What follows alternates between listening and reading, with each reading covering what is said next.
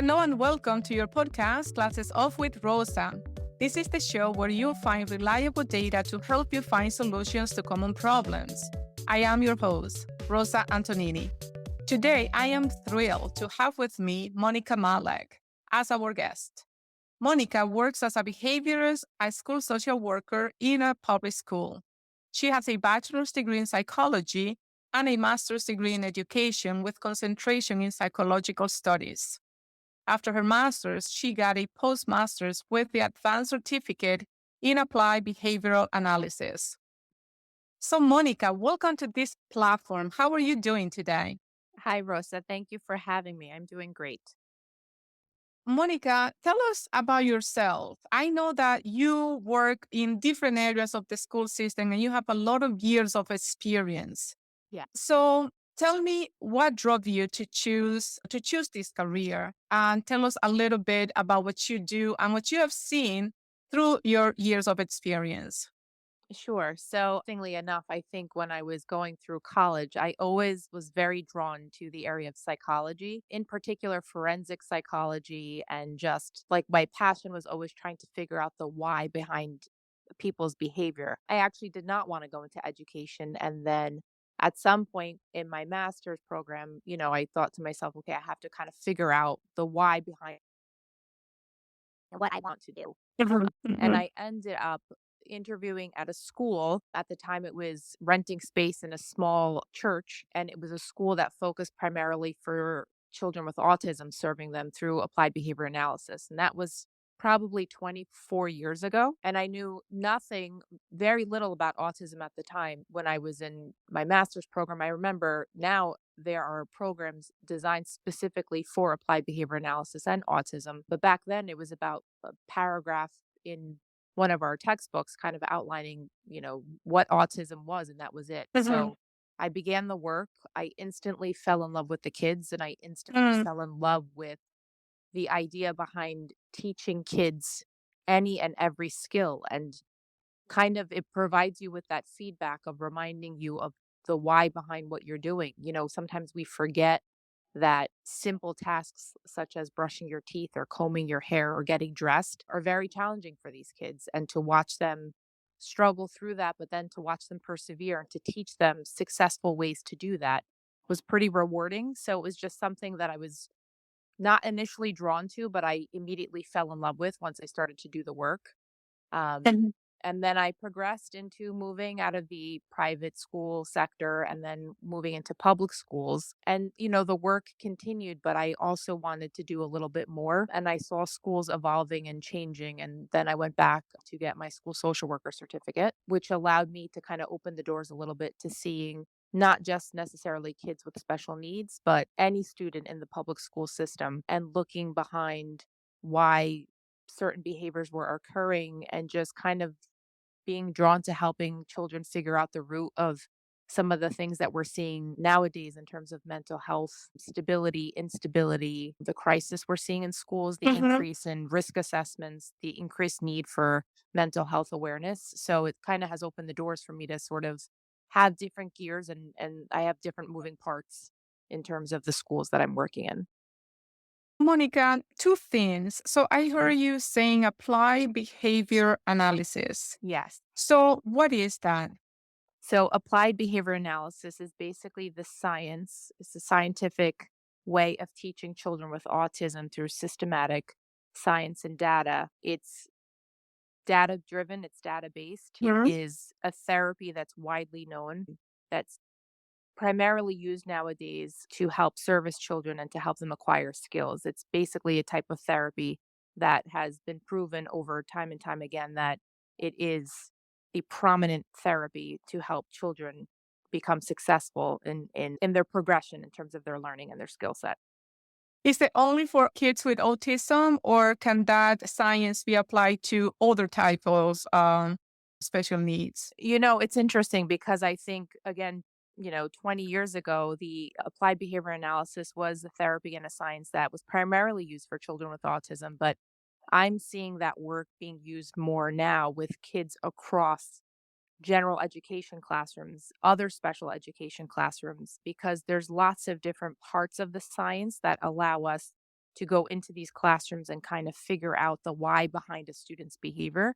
Okay. If you think about your everyday life, we all kind of use things like there's something called a task analysis, for instance, where you break down steps into teachable units or schedules. We use a lot of schedules. I'm a person that uses a planner every day. I cross things off. I make checklists for myself. So Yes. Me it's a too. yeah, it's a science that you really just kind of use across the board. It's really a science that kind of teaches us how to behave and how to engage in real life situations. And the goal really is to teach socially significant behaviors, and it just impacts everybody. Okay. The second thing is you mentioned you started in the private sector Yeah, and then you moved to the public school. yeah, Was any big challenge or transition differences that you saw between the two sectors? I did. I think private schools, it has their own, you have your own private funding. It's different from the public sector in terms of like standards and state evaluations and all the different tools that both schools, private versus public, utilize. And in private school, the hours might be a little bit longer, the training that you get is a little bit different. When you move into a public school, there's lots of different moving parts. It's like the every year we see the state kind of evolving and kind of putting more on teachers and Mm, educational staff members in terms of, we're doing this kind of assessment this year. This standard has changed and now you have to do this. We need more data. They are constantly asking for more, but we're not looking at the why behind it. I mhm. think we need to kind of focus a little bit on that. It's definitely a jump. It was an adjustment for me because in a private school, when you're working primarily with students with special needs, it's not a multidisciplinary approach. And when you move into a public school setting, I started learning how to work with speech and language pathologists, and occupational therapists, a physical therapist. In the private sector, I didn't have that. So it was learning to Okay. adjust to not just working with myself, but working with a team. Okay. Monica, I think we all see all these challenges that teachers and schools are facing today. Yeah. And especially here in United States, or at least here we see it every day. And I'm in the technology field, and I've seen teachers coming maybe to technology fields or maybe just leaving 100% their teaching career and going to something else, even though, and I have spoke with some of them and they do have passion for teaching, Right. which really breaks my heart because it's like, I think that the future of any country really has a lot to do with the teachers we get, right? Right. The teachers have this such impact in the life of any students. I remember, like, I still use some password. Maybe a hacker is gonna take this Yeah. information, but I remember, using names of my teachers as password, just of the impact, how much Yeah. impact they had in my life, Yeah. right? Yeah. Can you tell me why do you think that so many teachers, despite having so much passion, they are leaving, they're stopping to teach and just going into other areas? Yeah, I think that, you kind of hit the nail on the head in terms of teachers, essentially educators shape who we are and shape, Hmm. you know, the great people of the world, the engineers, the inventors, the Steve Jobs, the scientist that's working in a cancer center trying to develop a research that all comes back from the teacher that sort of sparked that interest that kind of allowed them to pursue that Correct. passion. And I think it is heartbreaking because I don't think any educator really goes into education because it's a financially stable job. They go into it because there's something about the calling that pulls them in and they want to kind of do good and help kids achieve and be as great as they can be. And I think, the direction of the world now in terms of the financial responsibilities, but not necessarily financial, but your life responsibilities. Hmm. Sometimes I see a lot of educators across different school districts, across private sector, saying that there is a high burnout rate because of the responsibilities placed on them within the classrooms, but also their greater responsibilities outside of the classroom financially and their life responsibilities. Observed, I was watching something the other day on the news and it struck me because they said that companies now are moving in a direction where there's perk progression, where they're providing people that work outside of education, a lot of businesses and things like that, the opportunity to have daycares for aging parents. And Mm, I thought that was very striking. I had to kind of rewind it a few times to listen to it because I thought, well, that is true, right? You come full circle. You take care of your children as they get older, but then you have your aging parents that you have to take time off for, and you have to yes. maybe go and spend a little bit more time doing some private work to financially build up, what you can use to help your aging family members and things like that. And I think teachers are leaving the profession not because they don't love it, but I think because they feel that they have no other option, that they have to provide and do more for their families. And sometimes in some ways you're pigeonholed a little bit, right? Like I know people that have unlimited, what is it called? PTO in the business world, paid time Yes, off, yes. right? Yes, Um, time loss, yes. where, I was talking to a colleague of mine in a different school district, and she said, "Oh, I only have X amount of days left." And she is dealing with a family member who has a Mhm. terminal cancer, and she's trying to figure out the balance between whether she has to leave the profession to go take care of her family Oh, member, wow. or, what am I supposed to do because they said I only have 3 days left. And I think that's where educators are moving, because I think life is evolving in different ways. There's mental health challenges, there is, life responsibilities of family members, where we're seeing a shift in other careers other than education. And so I think as an educator looking on the outside, I look at all of the, I don't want to call them perks because I think they're responsibilities that we all have to be part of. Mhm. But I think people look to that and say, well, I need to be able to have that as well. And think that's why that we're seeing a big shift from that. And because financially, right, there's constant pressure on an educator to continue going back for continuing education. There's a lot of school districts that on their pay scale, a master's plus 15, master's plus 30, master's plus 45, a doctorate Oh, degree. wow. Mhm. So you are told, like, if you do X, there is like a little bit, again, in the business field, right? Like a little bit of a bonus, but then you sort of plateau. And they would like you to kind of go back and continue all these educational courses to better yourself, to make yourself a highly effective teacher or highly effective educator. But then let's say you want to maybe shift and go to a different school district or teach something differently. I had talked to people constantly about how they've gone and done so much schooling, but then when they go apply to a different school district, the first thing that they'll say is, "You're too high on the guide." And I just Oh, think wow. that's ironic because Mhm. the business field, if you get a bonus for every time you go do something, extra, correct? Or Mhm. you learn something new, or you take another exam that allows you a different certification, you get a bonus for that. You are rewarded for your education. So I think there's some irony in that, because, right, like we are teaching those people that are in the science, that are creating the Apple Watch and all of these other things, but yet the people that are doing the behind the scenes work, there's a lot of stress. So it becomes Yes. challenging. Yes. How is this situation of so many teachers leaving the career affecting the students based on what you see? I think it affects them greatly, because I think, you know, again, a teacher, an educator goes into the field because they're passionate about teaching something or enriching the lives of children. And I think, we're seeing an increase in teachers leaving because of that financial responsibility. And so what you're left with is school districts kind of scrambling to hire educators, but maybe hiring a substitute, or maybe hiring somebody Mhm. who's not as skilled as a teacher that's been teaching for 25 years. Because they also have a responsibility. So they're a school system. They have to be able to fulfill and make sure that kids are constantly educated. But that education and that educator looks very different than the educator that's been in the field for X amount of years and is leaving not because they want to, but they feel that they have to. And so somebody else coming in, might not have as much training and knowledge and passion initially, because they're just, okay, I'm here to fulfill the job for today, or I'm here substituting for 2 to 3 days a week. Essentially the kids are the ones that are losing out on the Mhm. creativity and the passion that was provided by the teacher that had to leave because of financial or life reasons.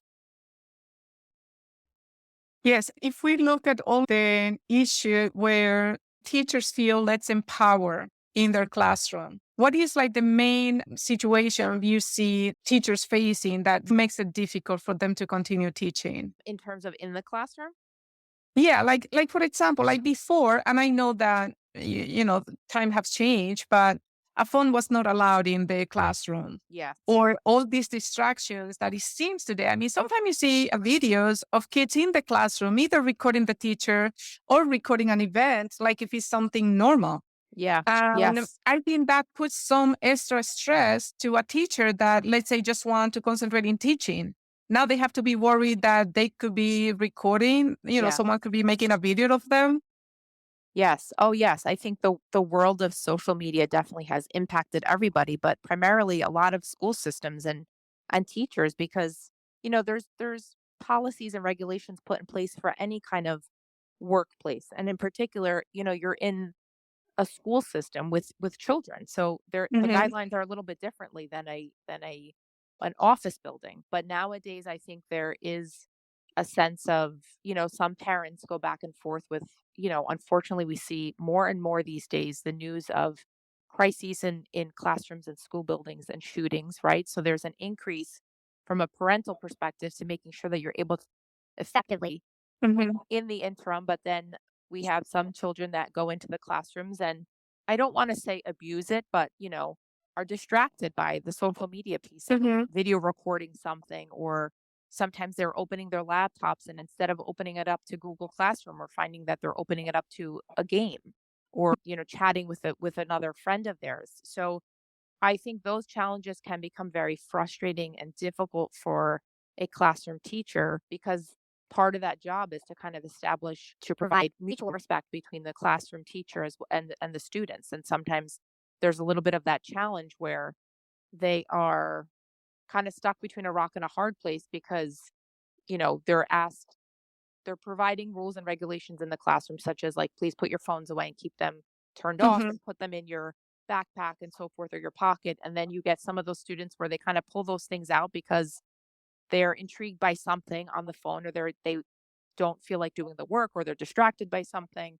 And then sometimes they get a little backlash. So I think, everybody kind of has to work as a community to create mutual respect between everybody involved. And that includes the parents, students, and the teachers. Yes, absolutely agree. So, Monica, does the school have enough social counseling today to identify and prevent incident related to mental health? I know you just mentioned like shooting in classroom, right? And I Right. think being a parent these days, actually, and being a teacher and being a student, I think they're all stressful Yeah. because yes, there are too many shootings happening. It is very, So, very hard. Yeah, I think we're moving in the right direction in terms of the awareness of the mental health resources that are needed in schools. mm, I don't think we're there yet, but I think we are moving in that right direction. I have seen growth over the past few years, and I think COVID did play a role. The world was essentially shut down for a year and a half. Some school districts were closed for almost 2 years, and so you lost that like one-on-one connection with a person and it was constantly through screens. And we went back to in person, I did see a huge increase in the number of risk assessments that we were doing with children that, may have shared things that they have seen at home or may have shared feelings about themselves or not wanting to be here. And that's mhm, scary because typically you would think that you would see most of those incidences with children that are in like middle school or high school, but we saw a lot of that in elementary age children, as early as 6, 7 years old, saying things that, wow. were it's kind of hard to listen to a 7-year-old share that they don't want to be here anymore.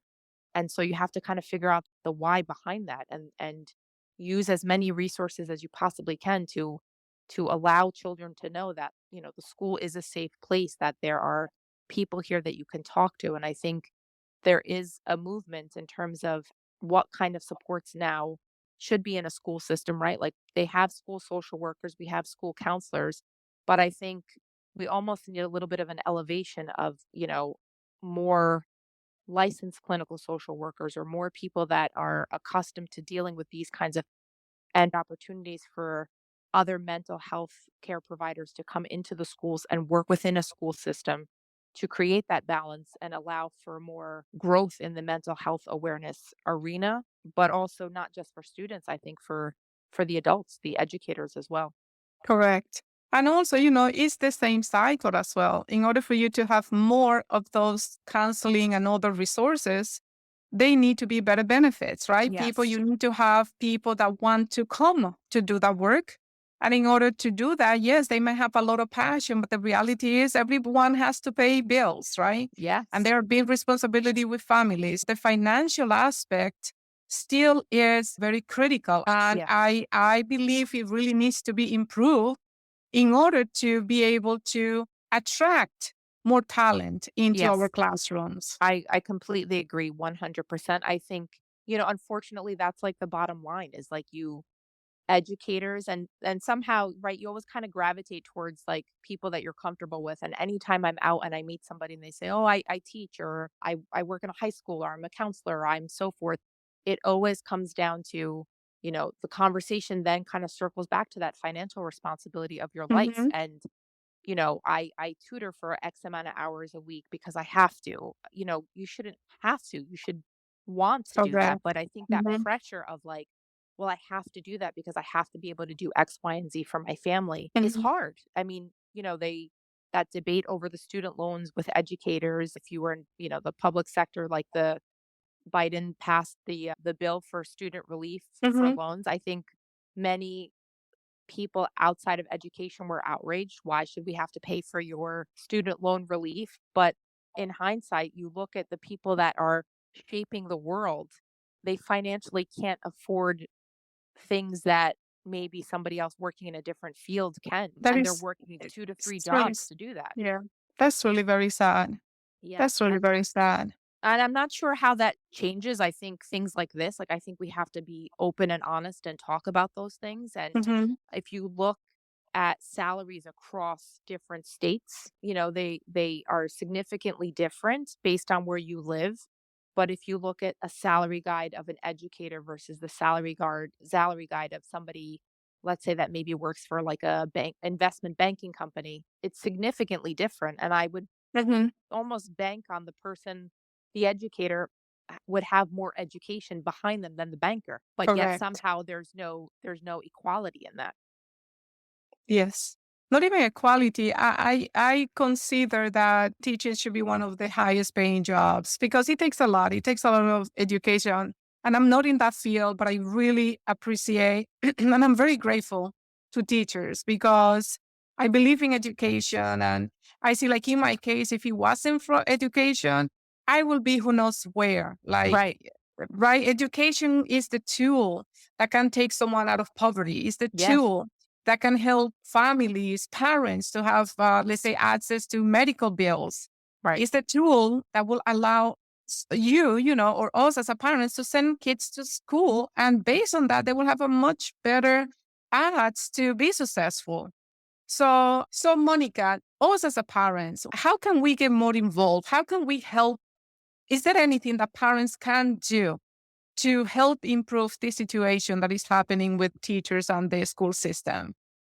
I think that, as an educator myself, but also as a parent of two kids that are going through the school systems, I think there just needs to be more open communication and conversation and not just, your conference with your classroom teacher and thanking them for everything they did with their child, but it has to go past that.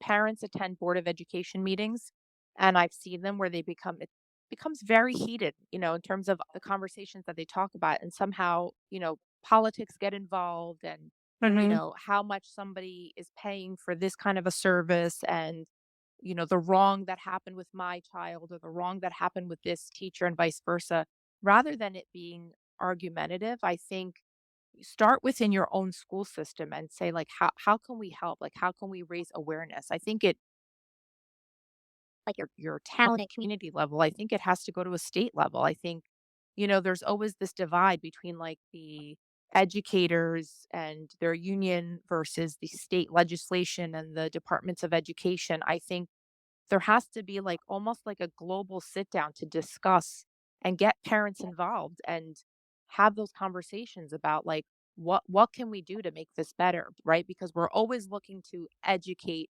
and make things better for the students. But if they don't have the teacher behind that, it kind of doesn't work out. You end up in just talking in like a hamster wheel, and you're unable to kind of figure out. You just keep running, running, running, but there's no end in sight. You want to be able to stop the hamster wheel and say, like, let's do something. Let's figure something out together." So I think, we have to figure out ways to have an impact, but in a positive way, not an argumentative way, and talk past your school district. It has to be open to state legislation and globally, what can we do? We have to take a look at what other systems are doing. And sometimes out of the country, you look at different school systems and you see a lower prevalence in their risk assessments and their mental health status in public schools. So I think looking at the data, comparing things, figuring out what is going to work for both parties. I Mhm. think there's no easy answer, but I think we have to start with communication. And I think if parents can be a part of that conversation, I think we'll see some change, hopefully. So let's just say, okay, we go through the awareness and let's just say the communication somehow happens. But how do we get to the point to have, let's say, teacher with better salaries and benefits, right? Like what is the source? Like who make those decisions? Who needs to get involved to make that happen? Because I don't think awareness is like, I'm trying to think, okay, Yeah, what else can I do? Let's say as a parent, I know this is a problem. I'm sure a lot of parents know this is a problem and they want the best for their students. They want the best for the teachers.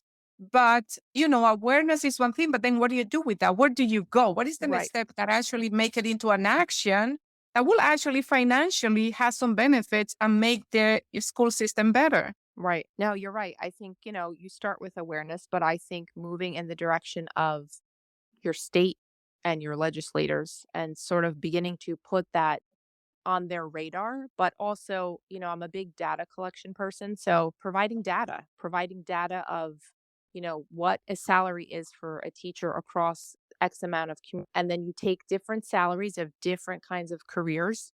And Hmm. I think it's very eye opening when you're able to look at, right? I can say to you, like, oh, I'm not making as much as the investment banker. But if I actually show you the salary, if I actually show you the data or the yearly salary bonuses or the guide that is prepared for a teacher versus a different career, I think taking all of that data and shifting from awareness and moving it into real life information that you maybe share with legislation or you share with the Department of Education. I think it starts there. I think you have to have data to kind of share the why behind this is not equal. And I don't like using the word equal. I'm trying to think of a different word, but just to share why it's a hardship and why it is something that, people are constantly talking about. Why are teachers leaving? Well, here is the why, but here's the reason Yeah. behind it. And sharing that evidence. You have to show evidence. Yes, to me, it doesn't need to be a sense of comparison, right? I work as a software engineering and I write self-development books and self-development writings. And I believe that everything should be in terms of value. So it's no matter of comparing, let's say, teacher salaries with other salaries. It's the value. Go back to Yeah. the value. Like they're Yeah. the source of making everything else happen and preparing everyone else into whatever is their next step. So I think it should be considered from that perspective Right. and then make the right decisions. And actually, like you said, if someone goes through so much education and trying to get all these certificates to get better, there should be a compensation as well that Right. goes hand in hand. Right. And it becomes challenging because you always want to push yourself as any any career, any as an educator, like you want to see what else can I learn or what else can I bring into my classroom or bring into the school systems. But sometimes there's like a hard stop for people because financially they don't have the financial resources to continue that education because they're sort of at a standstill in terms of how much more are they going to make? Is it worth it for me? And so then you start to Mhm. lose that passion in the classroom because you're not able Correct. to move forward. Well, Monica, thank you so much. This has been great. Is there any final remark that you would like to share with the listeners today? I think that I'm happy that you brought this topic up. I think education is a topic that is sort of like I refer back to that hamster wheel. It kind of keeps spinning, but I would like to see it move and evolve in a more positive direction with parents, with community. And I just think, sometimes we have to reflect and remember that everything starts in that classroom. And like you said, going back to that password, there's somebody in education that will impact you in any, in one way, shape, or form. And you're going to take that with you as you get older and move into whatever career you decide to move on with. But we have to kind of start at the bottom and remember the value behind educators and figure out a way to work together. Yes, and Monica, I want to thank you not just for being my guest today, but I want to thank you just from a parent to a teacher. And I'm sure I represent most parents that are so grateful to teachers like you and your colleagues that are also putting and giving so much to our children to help them be the best version of themselves that they can and build, putting those core values at those early ages that are so important in building the characters of who they will become. So I'm really very, very grateful to you. And I'm really extending this from most of the parents that I know. They share that feeling. And I really hope that all this situation can be better and that you don't have to be switching career and you don't have to do extra work at night just because financially the regular job cannot give you those benefits. And also hopefully stop that so many good teachers are leaving our school system. I really hope everyone can come together and find a solution to this issue. So thank you so much for being with me. Thank you. It was a pleasure speaking with you. Thank you. And thank you so much for listening. And I hope this information was helpful to you as it was for me. If you like this type of content, please subscribe and share. Coming up, we will have more topics on mental health, weight loss, more issues with the education system, depression, global warming, and much, much more. Thank you.